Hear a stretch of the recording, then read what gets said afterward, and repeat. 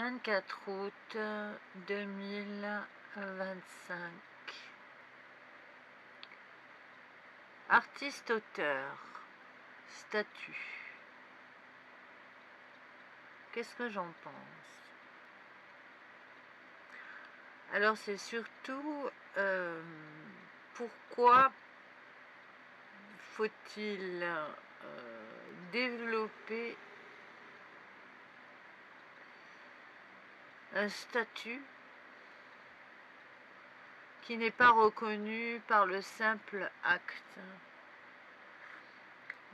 Alors je vais expliquer ce que ça veut dire par le simple acte.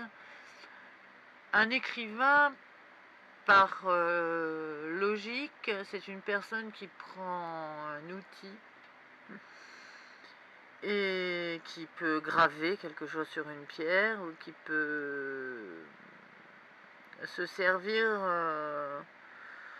d'une plume ou d'un stylo et qui va énoncer sa pensée à travers cet acte, pas uniquement de la retranscription de faits, comme si c'était un rapport journalistique. Donc, nous vivons en fait une période qui déstabilise par rapport à l'illogisme. Plus on avance sur la considération que l'être pensant est une logique, et moins on favorise le développement de la singularité. C'est-à-dire que l'être pensant se manifeste en originalité. Donc, ce qui fait que les écrivains, à l'heure actuelle, sont presque en voie de disparition. Donc, artiste-auteur, qu'est-ce que ça veut dire à notre époque?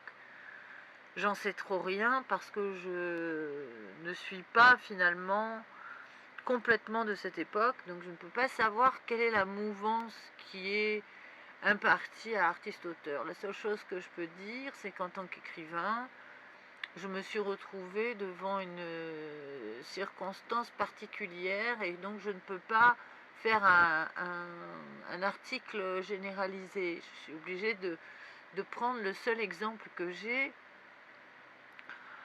de ce qui m'est apparu comme étant extrêmement alarmant. Alors pour écrire un livre, il faut donc maintenant plus ou moins un logiciel qu'on peut avoir gratuitement. Si on est un petit peu au courant, on peut avoir une suite basée sur le traitement de texte assez facilement ou utiliser Google. Et il faut ensuite développer son PDF qui lui va pouvoir être convertible en différents modèles qui sont du Word, des choses comme ça, et qui viennent parfois même changer ce qu'on appelle la mise en page. Donc, ce qu'il va falloir faire, c'est plusieurs documents. Si on est comme Amélie Nothomb, donc je cite un écrivain célèbre, elle n'écrit qu'au stylo. Donc, ce qui veut dire que si elle veut se faire éditer, si elle voulait se faire éditer à notre époque, quelle aurait été sa démarche pour justifier de sa place d'écrivain célèbre, puisqu'elle est maintenant célèbre. Que s'est-il passé comme événement? Étant donné qu'elle n'a pas d'ordinateur, plus ou moins, pas de téléphone, et qu'elle écrit tout à la main, et qu'elle fait tout à la main. Donc, il faut savoir que même recopier par exemple son texte sur une machine à écrire, ça coûte assez cher, et ensuite faire ce qu'on appelle des photocopies, ça coûte assez cher aussi. Ce qui veut dire que pour faire par la voie de poste un envoi en tant qu'écrivain, il faut un budget conséquent, puisqu'on peut démarcher par exemple 10 maisons d'édition et ça revient quand même à presque 100 € le livre, en parlant d'un petit prix. Parce que si on parle d'un prix à peu près correct, avec il faut relier, mettre la pochette plastique, le nom, etc. On peut aller jusqu'à 150 €, voire 200 € pour qu'un seul manuscrit. Donc déjà, il y a une grosse sélection. Je parle de ça parce que ce qui est important après, c'est d'aborder ce fameux auto-entrepreneur qui lui fait des copier-coller et s'en met plein les fouilles. Donc on a ce problématique, donc si on est simplement un écrivain, donc comme Amélie Nothomb qui écrit avec un stylo, ou alors on a un ordinateur et on écrit donc son roman, on fait attention donc à sa sortie en fait de texte sous plusieurs formats, et ensuite on va l'imprimer. Donc l'imprimer, ça va déjà nous revenir un tout petit peu moins cher, mais ça fait à peu près un jeu d'imprimante, puisque les imprimantes maintenant sont vraiment extrêmement goulues, sauf si on a une imprimante qui ne consomme pas d'encre, auquel cas on peut espérer faire 2-3 exemplaires qui vont quand même nous coûter de l'argent. Sinon, on peut postuler, mais pas pour les mêmes maisons d'édition, en ligne. Et auquel cas, ça ne coûte pas cher, mais la relation à l'esprit mécénique, puisqu'il faut savoir qu'un auteur au départ est censé être découvert. S'il veut se faire éditer, s'il n'est pas son propre éditeur, il doit être découvert et décrété d'intérêt public. Une œuvre d'intérêt public est une œuvre qui est obligatoirement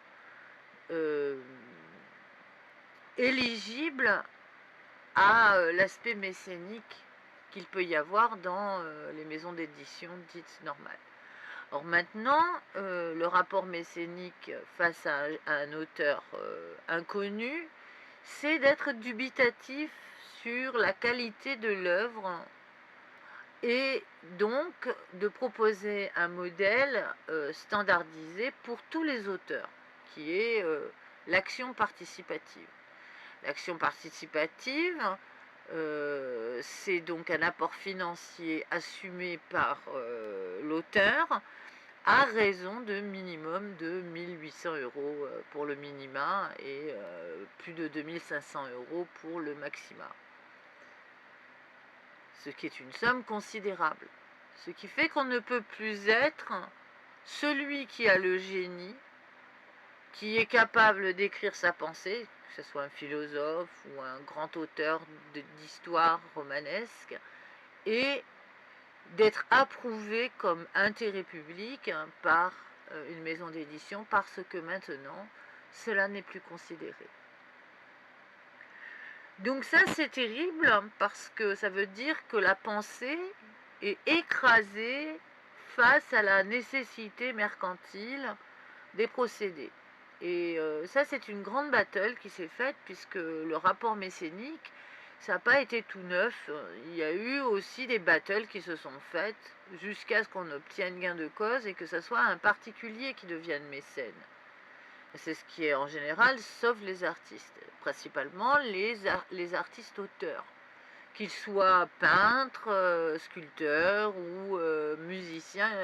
Du moment qu'ils sont auteurs, ils engendrent aussi la considération de personnes nanties qui ont la possibilité de subvenir à leur matériel. Ça s'est vu jusqu'à ce qu'il y ait une battle avec l'État religieux qui, eux, déclamaient que l'art était sacré et que donc la seule façon de procéder vis-à-vis de l'art, c'était de faire de l'art pour les églises et les bâtiments religieux, etc.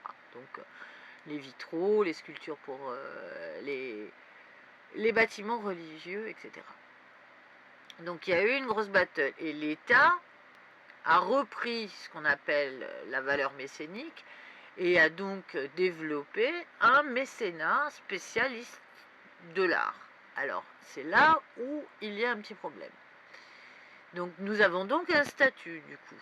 Nous avons le statut d'artiste-auteur. Mais lorsque l'on demande une aide en tant que premier auteur d'une œuvre, nous ne sommes pas reconnus. Pourquoi nous ne sommes pas reconnus? Parce que pour obtenir le statut d'artiste-auteur, il faut avoir une œuvre qui est éditée. Donc, ce qui veut dire que si l'on veut bénéficier, par exemple, d'une aide pour l'édition d'un livre, il faut être édité. Et c'est là où ça pose un petit problème moral. On ne peut plus parler de mécénat à ce niveau-là. On parle de merchandising. Parce qu'il faut que l'auteur se surpasse dans sa disposition financière à être son propre mécène avant d'acquérir un passe-droit pour l'aide de l'État en tant que mécène. Et ça, c'est terrible. C'est terrible parce que ça veut dire que c'est la mort des auteurs. On ne peut plus éditer une première œuvre. Il faut se débrouiller à réunir une somme considérable.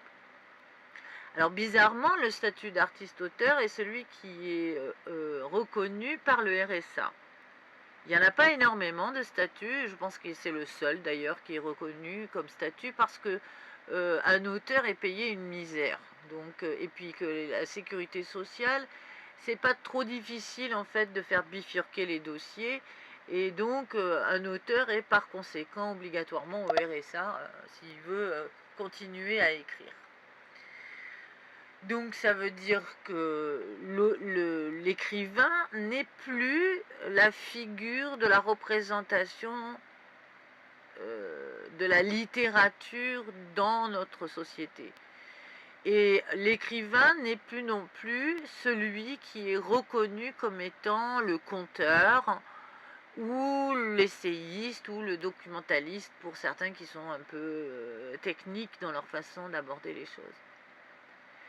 Donc qu'est-ce que nous sommes en fait, qu'est-ce que nous devons être pour retrouver le sens et le propos qui est accordé en fait à l'être qui est le premier qu'on dit de l'être, puisque c'est en écrivant aussi qu'on fait une passation forte sur un certain style d'abord, et ensuite sur la façon d'agencer sa pensée pour véhiculer en fait des informations à d'autres personnes. Donc c'est un excellent exercice, c'est pour ça d'ailleurs qu'on étudie des auteurs à l'école pour apprendre qu'est-ce que le langage et pourquoi le langage, que ça soit par la poésie ou par différentes sortes de styles qui peuvent poindre pour les sujets que l'on choisit. Donc quand on voit ça, on se dit pourquoi tant de misère sur la littérature? Pourquoi est-ce que, même pour être dramaturge, c'est-à-dire pour faire éditer une pièce, il y a très peu de possibilités de faire éditer une pièce, il faut qu'elle soit jouée en général, et il y a le même problème aussi, c'est qu'il y a très peu aussi de maisons d'édition en ligne pour les pièces, et si ce sont des maisons d'édition en ligne, en général, elles ne répondent pas. Donc nous avons affaire à quelque chose qui est inquiétant parce qu'on voit aussi que le sujet est aussi l'intérêt d'un désœuvrement autour de l'écrivain. Comme si le sujet était comment faire devenir la pensée comme un objet, c'est-à-dire la détourner en fait de son évolution propre ainsi que de la continuité par tradition de la passation à travers le conte, c'est-à-dire raconter une histoire. Donc lorsque l'on est écrivain, on ne sait jamais vraiment si on est écrivain tant qu'on n'est pas édité.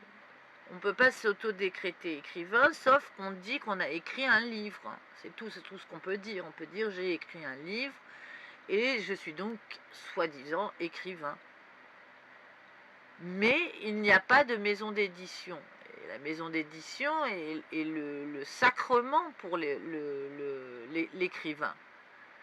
Par contre, on propose à l'écrivain de se destituer de son droit d'être reconnu comme tel, donc par le statut artiste-auteur, afin qu'il puisse embrasser le statut d'auto-entrepreneur, c'est-à-dire une personne qui a une boutique, finalement, et qui développe l'art du commerce avec une œuvre littéraire. Alors évidemment, les gens diront, oui, mais là, il n'y a pas de personne vient faire de ponction. Mais c'est pas le sujet, en fait. Le sujet, c'est pas qu'il y ait un pourcentage partagé avec la maison d'édition. C'est simplement le fait qu'une personne n'est pas dans son droit le plus juste par rapport à ce qu'il est. Quand on dit qu'on est auto-entrepreneur, par exemple au niveau du RSA, personne ne te considère comme un artiste-auteur. Tu n'auras donc pas la possibilité de bénéficier du statut. Je dirais, je suis écrivain pourtant. Oui, mais vous êtes auto-entrepreneur dans la forme première. C'est quelque chose qui va être annoté par un numéro. Alors qu'artiste-auteur, c'est un numéro spécial qui va te définir comme un être de culture, comme quelqu'un qui appartient à une certaine catégorie de réflexion du monde et sur lesquelles tu peux aussi réfléchir sur ta condition à partir d'un certain statut qui te représente vraiment. Donc nous avons affaire à une offense, en fait, faite à l'écriture, aux véritables écrivains. Alors évidemment, bien sûr, on pourrait imaginer ce qui a déjà été fait, une sorte de The Voice avec des écrivains en herbe, pour savoir qui va donner. Mais il n'y aura moins d'engouement parce que ce qui est possible avec le lyrisme, de la voix, c'est beaucoup moins possible avec la poésie qui peut émaner d'un texte. Parce que pour entendre de la poésie ou entendre quelque chose de structuré dans la forme, il faut une certaine éducation, donc une certaine distanciation aussi par rapport à... On n'est pas simplement dans le sensitif, ni dans la réception des couleurs. Il faut avoir un peu de réflexion sur le sujet. Donc nous ne pouvons plus prévaloir en fait de cette profession sur la durée de la profession, de la possibilité de faire durer aussi l'acte d'écrire si nous ne sécurisons pas cette profession par une véritable reconnaissance. Or si on entend les gens, ils vont dire oui mais n'importe qui va venir se présenter avec son œuvre et on sera obligé de considérer ça, il n'y aura pas la possibilité de choisir, Et j'ai dit, mais ça c'est une question aussi de logique. À partir du moment où on choisit d'être dans une démarche, il faut qu'elle soit englobante, cette démarche. Elle ne peut pas être comme ça, paramétrée au point de faire un filtre qui est de plus en plus resserré pour ne faire jaillir que 2-3 personnes comme s'ils avaient été choisis pour être la représentation de l'espace littéraire d'une certaine période, et puis c'est tout. Et en laissant les autres se battre sur Amazon, alors que Amazon propose un service de qualité, puisque de toute manière, les maisons d'édition sont obligées de négocier aussi un espace avec Amazon. Donc ça veut dire que quelque part c'est une question d'honneur, hein, cette affaire. Ce n'est pas une question mercantile ni commerciale, c'est une question d'honneur. Le fait qu'un écrivain doit être reconnu comme un écrivain. Et que s'il est auto-entrepreneur en qualité d'écrivain, il faut d'abord que le statut soit reconnaissable comme étant un artiste-auteur. Et donc qu'il puisse développer aussi ses propres démarches dans le cadre du mécénat. Et le cadre du mécénat, c'est pas grand-chose, l'aide allouée. Il n'y a vraiment pas grand-chose qui est développé. Et déjà, en plus, c'est un métier qui est au minima pas terrible. On peut espérer à tout casser avoir un salaire qui est à peu près la somme allouée lorsque on bénéficie d'une aide, c'est une somme allouée qui va être équivalente entre 5 000 euros et 10 000 euros. Ce qui fait un salaire de misère par mois, hein, pour simplement écrire. Donc ça, c'est l'aide allouée. Et encore, l'aide pour éditer, c'est environ 3 000 euros, pas plus.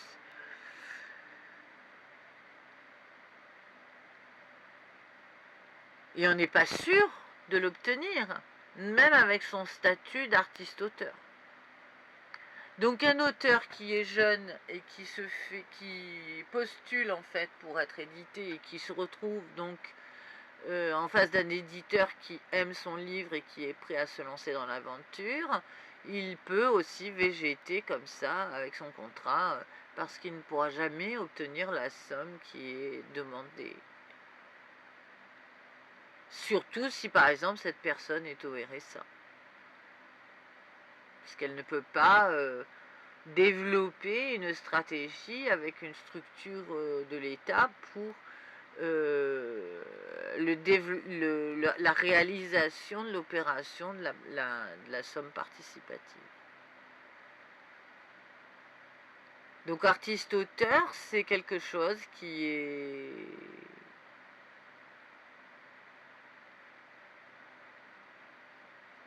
extrêmement difficile. Et puis le milieu est difficile puisque si on n'arrive pas à être sélectionné, il faudrait qu'il y ait en fait la sublimation, puisqu'on est beaucoup sur le siècle de la sublimation.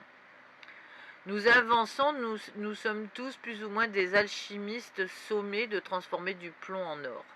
Si nous n'y arrivons pas, nous n'intéressons personne. Donc la sublimation, c'est ça, c'est-à-dire être capable de déjouer tous les axes négatifs de la démarche professionnelle pour arriver à la quintessence et à la sublimation de la fonction. Là, les gens vous reconnaissent et vous considèrent comme étant le grand winner de la partie du jeu. Et je ne trouve pas ça tout à fait honnête de procéder comme ça dans une société qui est au départ plus hédoniste que pragmatique. On va utiliser ces deux mots pour développer le rapport entre la considération de la beauté du monde et la considération de l'action qui est prônée en ce moment comme une espèce de technicité en fait, hein, du monde. Et donc on ne peut pas non plus s'énoncer comme un être pensant et participer hormis ceux qui ont un cercle. Or le cercle au départ est un cercle qui ne peut pas se créer spontanément. Un cercle en général on va le trouver par la continuité d'un relationnel. On ne peut pas penser que le cercle de ses amis est suffisant, surtout sur la pensée ou la construction. En général, on partage autre chose avec ses amis. Donc le cercle de la pensée, ça veut dire qu'on est forgé dans sa captation aux autres et par le sujet quand on est étudiant. Et c'est à ce moment-là qu'on est censé réagir et avoir...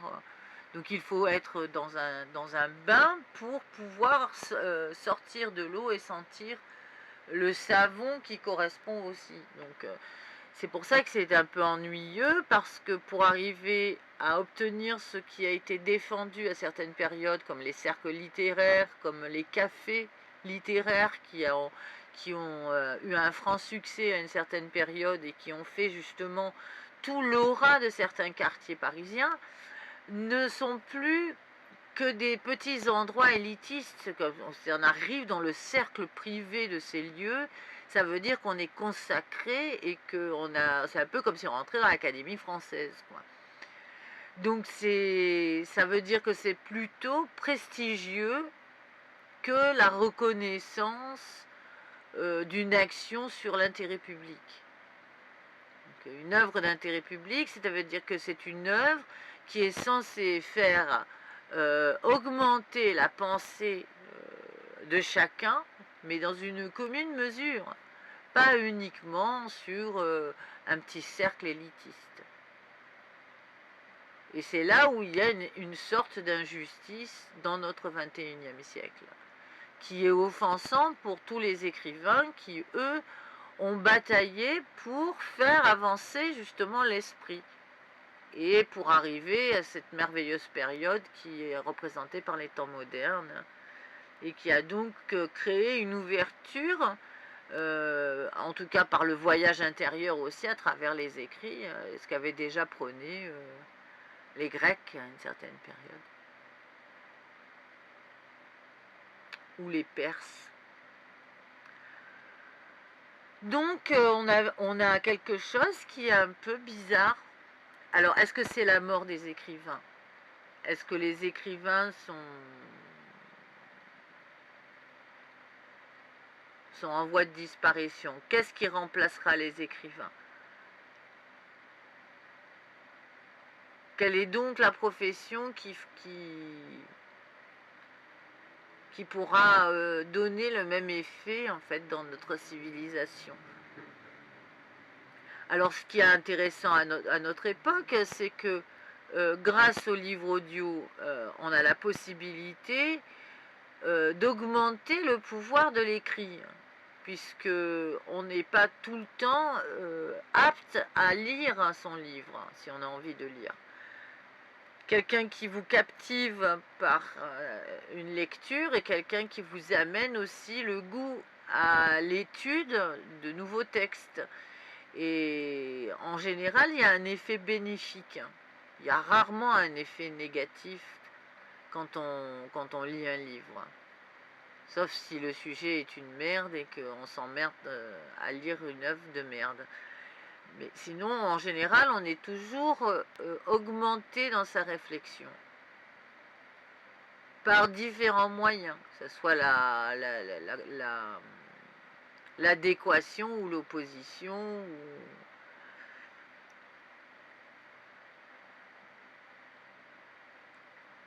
Ou le choix que l'on y met aussi à réfléchir à travers une œuvre sa propre condition. Donc pourquoi est-ce que les écrivains sont comme ça au centre du sujet d'un point de vue sociétal ou social, on peut dire aussi. Il y a quelque chose qui est donc alarmant.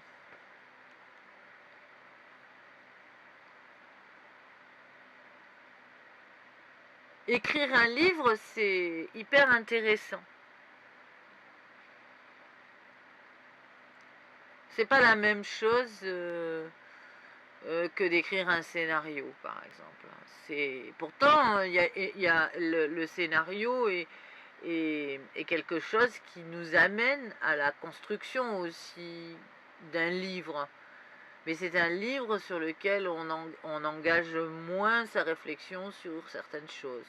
Sauf si on est pointilleux, on peut aussi avancer les mouvances sur le décor, les costumes, etc. Parce qu'on va discuter avec des corps de métier au moment où le scénario va être en mouvance sur tout le temps de l'œuvre, jusqu'à s'amener vers le cinéma et donc jusqu'au dernier jour du tournage, on peut toujours venir rectifier un truc sur le scénario. Alors qu'une œuvre littéraire, on est concentré pour livrer quelque chose qu'il ne faudra plus ensuite changer. Il faut accepter d'être dans la finalité de quelque chose. Sauf si on fait des épisodes, hein, bien sûr, d'une série de livres. Mais on est obligé de prendre en considération qu'il faudra laisser son œuvre inachevée aussi. Et je pense que les écrivains vont peut-être se reconnaître là-dedans, sur le fait d'avoir une sensation particulière avec une œuvre, une mouvance complexe sur le rapport à l'écriture, et de ne jamais savoir si c'est complètement achevé ce qu'on fait. On ne le sait pas. Et pourtant, il faut se décider. Il faut se décider à changer quelque chose dans la trajectoire du livre pour qu'il soit adapté aussi aux circonstances.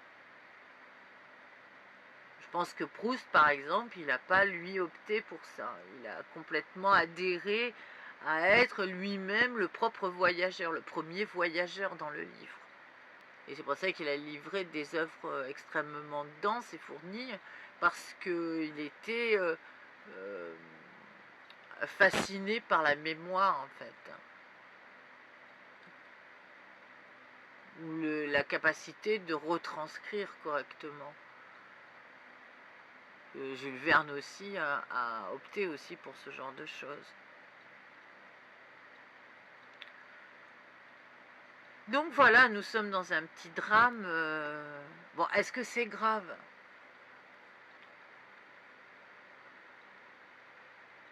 Ça, c'est, je sais pas quoi dire. C'est vrai que je suis pas de la société.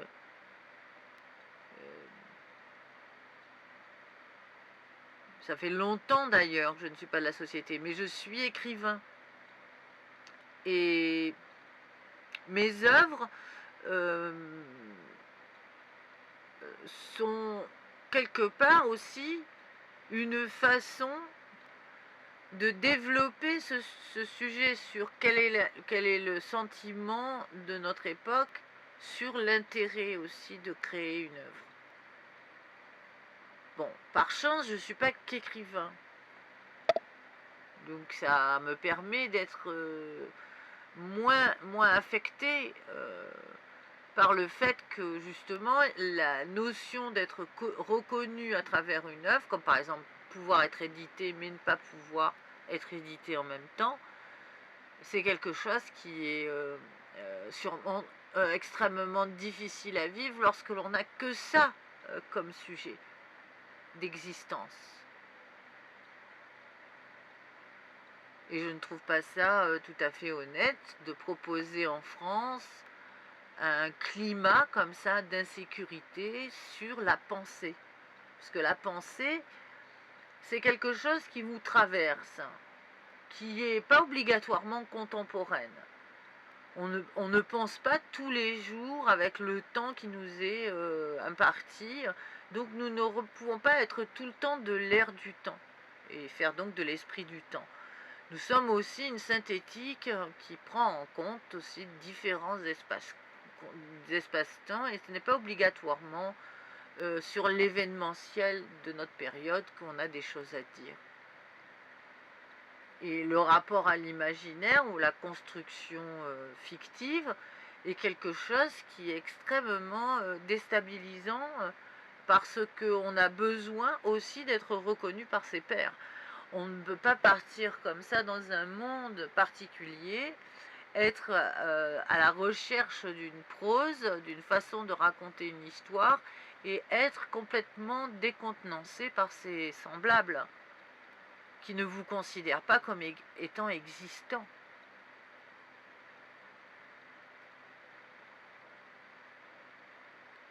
Et il y a tellement une différence quand on parle d'auto-entrepreneuriat que c'est extrêmement dérangeant ce statut. Même si, par la logique du système qu'on est en train d'éprouver, il y a une sorte de liberté à être un auto-entrepreneur. Mais c'est un vaste champ, c'est comme une petite barque qu'on prend pour aller faire de la barque tout seul. Alors que la maison d'édition qui vous reconnaît, qui vous soutient, est aussi la consécration aussi de la communication autour d'une œuvre. pour déplacer son œuvre dans un rapport de communication, il n'y a que les médias, la presse média. Et ensuite les médias audiovisuels. Donc les émissions qui sont en correspondance. Une maison d'édition fait aussi office d'attaché de presse.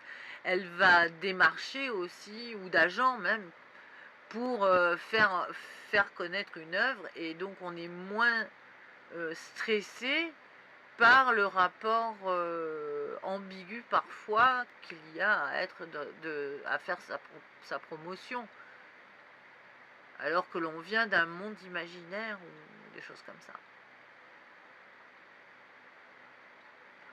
Donc je pense qu'il y a quelque chose qui est alarmant dans cette affaire, parce que encore une fois, ça a été un très grand pouvoir, une très grande bataille que d'obtenir une relation mécénique. Et cette relation mécénique, elle n'existe plus. On voit rarement, on va trouver des cercles privés de mécènes. Des gens qui vont donc être du bouche à oreille et qui vont faire office de mécènes, mais pas dans un cadre lambda.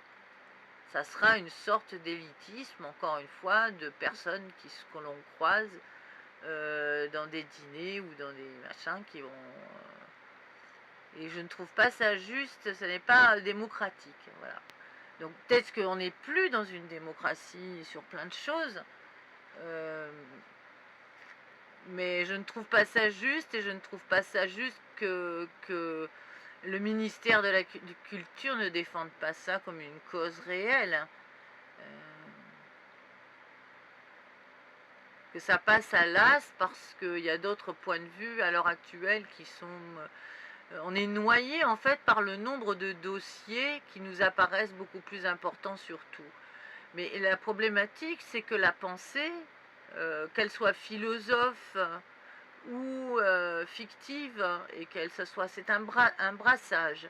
On va développer une forme de langage qui est censé être un soutien à la réflexion de son propre monde, que ça soit à travers l'histoire d'un personnage, ou que ça soit par exemple emprunté d'une biographie, ou emprunté d'une sorte de synthétique du monde, que ça soit par le monde contemporain ou par le monde inventé. Ça aide les personnes à réfléchir leurs propres conditions, et donc on est donc un bien-être de l'esprit, une nourriture de l'esprit. Et on fait résonner ce contentement par l'émanation aussi, puisque le sublime, il vient aussi de là, c'est le fait d'être traversé par de la pensée, qu'on n'est pas obligatoirement obligé de fournir, nous contente, nous amène et nous allège aussi, nous amène à une autre dimension, à une autre captation d'exister. Donc c'est pour ça que les écrivains ont un large impact, et on peut reconnaître leur structure dans presque tous les discours des gens qui ont été ou à la fac ou qui ont fait littéraire.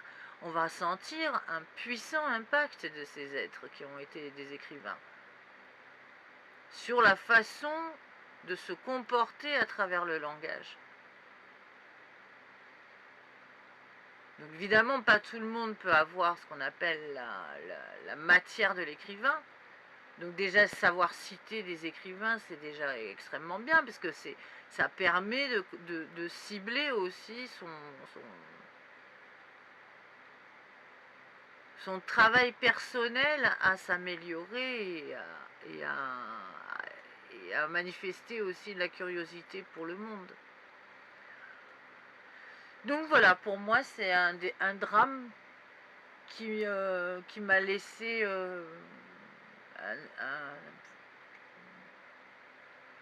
une difficulté à réfléchir pourquoi les êtres humains se désintéressent. Alors, évidemment, il y a le cinéma est heureusement présent, parce que le cinéma est un conteur, donc il va nous apporter aussi sa générosité à nous redynamiser sur la captation d'un monde raconté. C'est très important, le monde raconté. Nous ne pouvons pas être complètement objectifs des choses que l'on voit. Nous n'avons pas cette capacité. On ne peut pas être entièrement ingénieux. Même quelqu'un qui est érudit, quelqu'un qui sait parler correctement, n'est pas obligatoirement le meilleur conteur de sa propre vie. C'est quelque chose qui est difficile à faire. On est perdu dans son fil intérieur sur différents sujets. Pour être un écrivain d'une histoire, c'est un métier. Il faut se consacrer à une véritable gymnastique et être relié aussi comme un avatar un peu à sa propre structure d'imaginaire. Et on peut être complètement décontenancé à se raconter soi-même.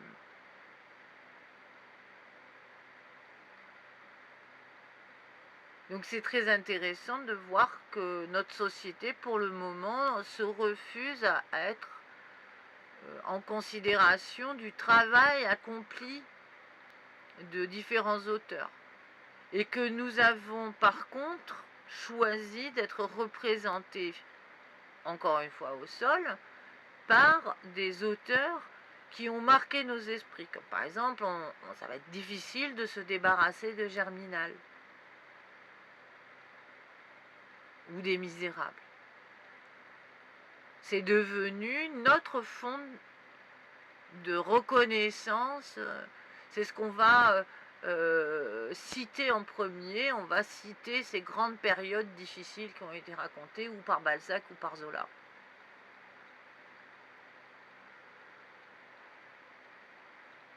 Donc voilà, il faut faire attention à ce que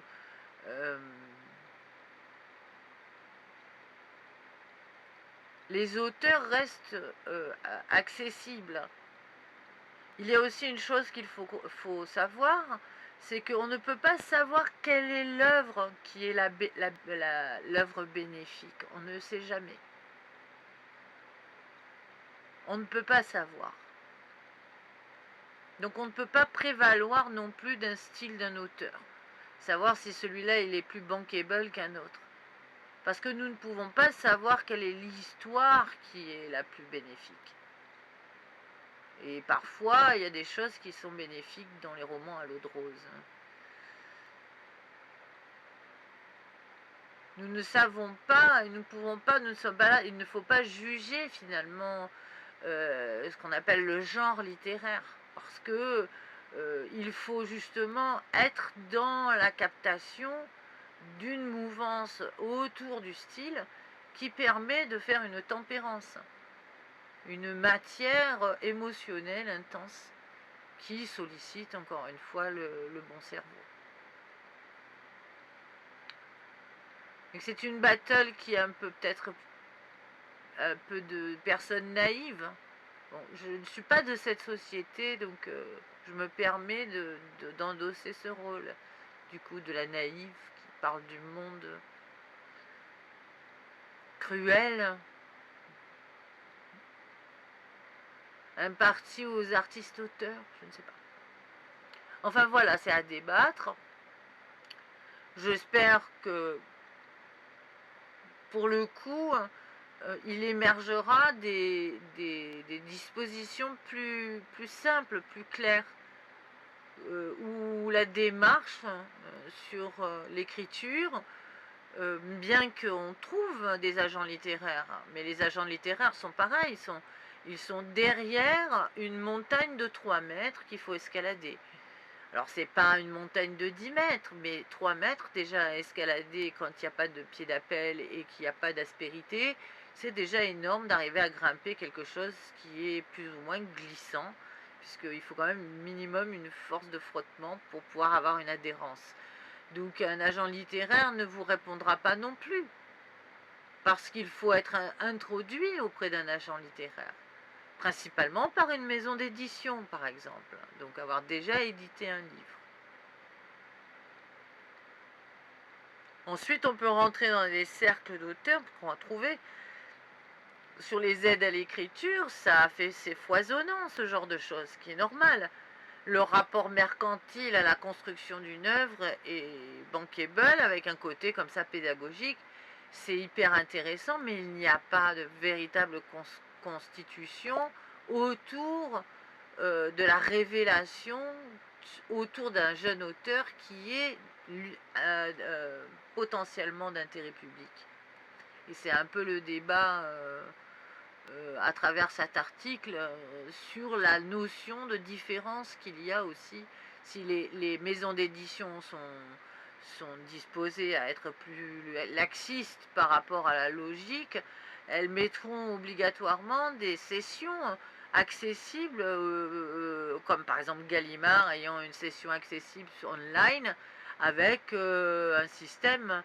Là pour le moment c'est Kalman Levy qui avait fait un concours dernièrement à travers un autre sous-ensemble, mais ça serait beaucoup plus judicieux que d'amener en fait les jeunes auteurs à se manifester à des maisons d'édition qui n'acceptent pas d'être sur le web pour communiquer auprès des manuscrits, enfin qu'on ne puisse pas envoyer des manuscrits et faire des sessions. Étant donné que la rentrée littéraire, on en est en plein là dans la rentrée littéraire, donc on sait très bien qu'un jeune auteur ne pourra jamais exercer son pouvoir à ce moment-là. Donc finalement, ça serait une bonne période aussi pour pouvoir postuler sur ce genre de choses. Et de découvrir des auteurs à travers cette possibilité-là. Donc c'est une proposition que je fais pour qu'il y ait une meilleure expérience et qu'on ne laisse pas passer des œuvres qui sont sûrement des œuvres manquantes. Encore une fois, le manquant, c'est un peu ce qui se passe à notre époque. Nous sommes en période de guerre, donc nous sommes en période d'immobilisme. L'immobilisme est quelque chose qui est aussi un ancrage, un formatage. L'esprit ne peut pas se libérer de sa propre pensée, à ne pas savoir se projeter en fait dans la réalisation de son existence sur une longue période. Donc il faut se battre aussi pour réagencer le monde avec des œuvres qui sont peut-être un tout petit peu moins construites sur le misérabilisme d'une période.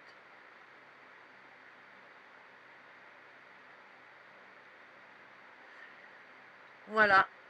Donc encore une fois, c'est ce que j'en pense, c'est à débattre. C'est un sujet un tout petit peu plus sensible, donc je fais preuve peut-être de désordre aussi dans ma façon de présenter.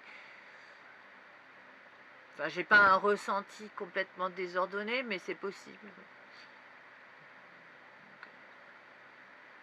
Je suis très touchée en fait par le sujet aussi. Voilà ce que j'en pense. Et donc c'est à débattre.